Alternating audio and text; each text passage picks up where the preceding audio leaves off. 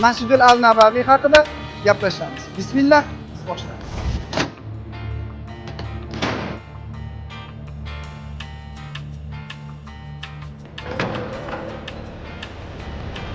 Masjidul Al-Nabaviyning bugungi kundagi yer maydoni har bir eshik maxsus nom bilan nomlangan. Misol uchun, birinchi eshik Assalom eshik.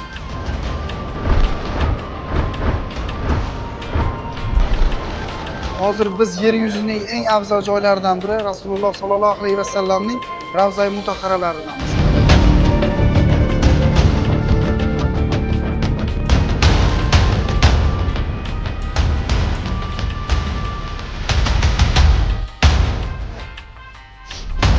Dunyodagi eng go'zal soyabonlar aynan mana shu masjidda qad rostlagan. Tasavvur qiling. 15 trillion 418 milliard 350 million so'mga teng.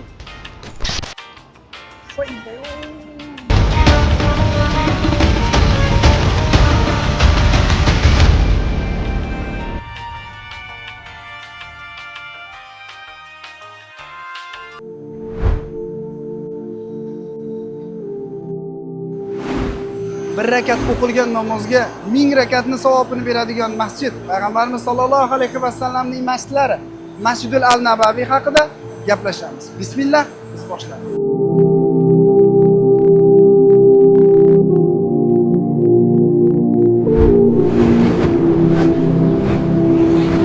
Payg'ambarimiz sollallohu alayhi vasallamning masjidlari hijratning 1-yili milodiy 622-yil qurib bitkazilgan.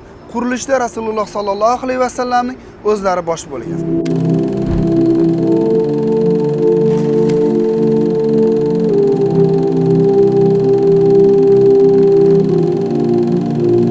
Masjidul Al-Nabaviyning bugungi kundagi yer maydoni 4500 kvadrat metrni tashkil qiladi.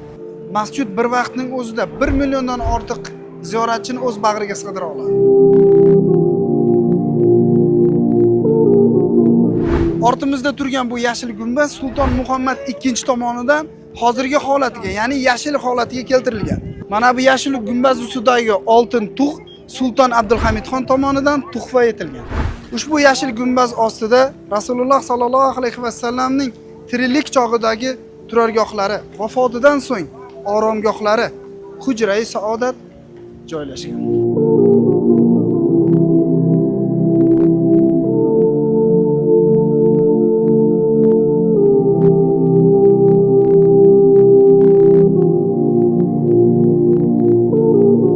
Masjidul Al-Nabaviyda eshiklar soni 80 tani tashkil qiladi. Eshiklarning uzunligi 6 metr, eni 3 metr. Og'irligi esa naq 2,5 tonnani tashkil qiladi. Har bir eshik maxsus nom bilan nomlangan. Misol uchun, birinchi eshik Assalom eshik. Aynan birinchi raqamli Assalom eshigidan Ravza-i Mutahhara tomon kiriladi. Ulamolar aytishicha, biz uyimizdan yoki yurtimizdan Rasulullohga salom yo'llasak, farishtalar oldimizdan chiqib Rasulullohga yetkazadi. Aynan Ravza-i Mutahharada, ya'ni Madina-i Munavvarada salom yo'llasak, Rasulullohning o'zlari bizga javob qaytaradi. Mashaalloh.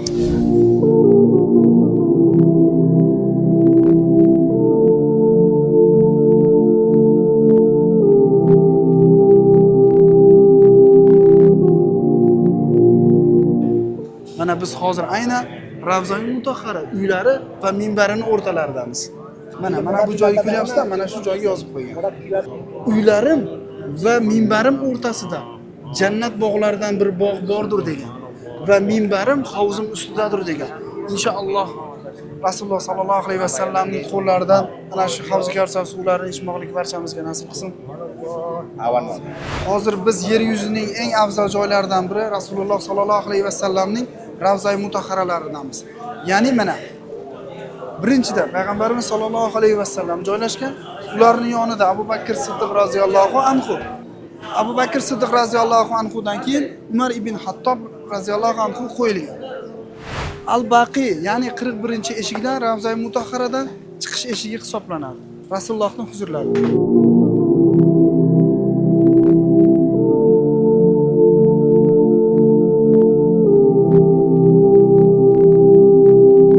Bizni eng quvontiradigan narsa yurtdoshimiz Imom al-Buxoriy nomidagi eshik ham mavjud. Makka mukarramadan mavsum uchun Madina Munavvaraga 250 tonna Zamzam suv keltiriladi.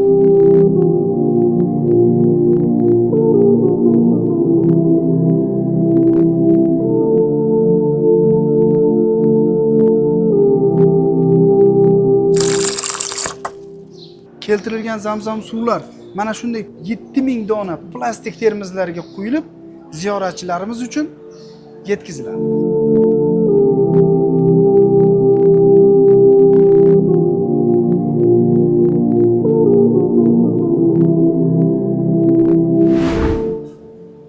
Masjid ichida mana shunday yashil gilamlardan 16000 dona bo'lib, ularda maxsus kod bor. Kod orqali gilam qachon qo'yilgan va qachon almashtirilishi haqida ma'lumot saqlanadi. Masjid ichidagi har bitta ustunning tagida Allohning kalomlari joylashtirilgan. Ziyoratchilar bemalol o'qishlari uchun. Mana shu ustunning yana bir tagida konditsioner joylashtirilgan. Havo haroratini doimo muzday ushlab turish uchun. Aynan mana shu 10-raqam eshik orqali Payg'ambarimiz sollallohu alayhi vasallamning masjidlaridagi kutubxonaga kirsa bo'ladi. Qani ketdik.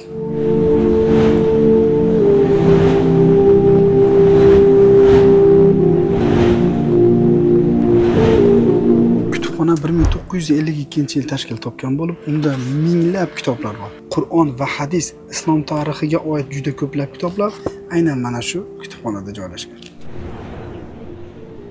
Dunyodagi eng go'zal soyabonlar aynan mana shu masjidda qad rostlagan. Bular 2010-yil foydalanishga topshirilgan. Soyabonlar dastlab 182 ta bo'lib, keyinchalik sharqiy qismga 68 ta qo'shildi. Shu bilan ularning umumiy soni 250 tani tashkil etadi. Soyabonlarni nazorat qilish va ularga xizmat ko'rsatish uchun 160 ta odam ajratilgan. Bu soyabonlar Germaniya mutaxassislari tomonidan ishlab chiqarilgan, aynan Payg'ambarimiz sollallohu alayhi vasallamning masjidlari uchun. Bu loyiha qiymati Saudiya Arabistoniga 4 milliard 700 million riyalga tushgan. Tasavvur qilyapsiz, 4 milliard 700 million riyalga tushgan. Bu Amerika Qo'shma Shtatlari dollariga 1 milliard 269 million AQSh dollarini tashkil qiladi. Bu loyiha o'zimizning o'zbek so'miga qanchaga tushgan bo'lardi? Tasavvur qiling. 15 trillion 418 milliard 350 million so'mga teng.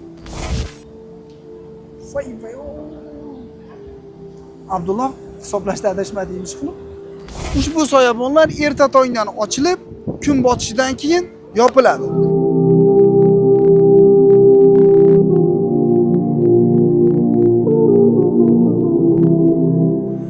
Ushbu videoni siz oxirigacha tomosha qilgan bo'lsangiz, tez kunlarda o'z ko'zingiz bilan Rasulullohning mehmoni bo'lishga aynan siz loyiqsiz. Assalomu alaykum.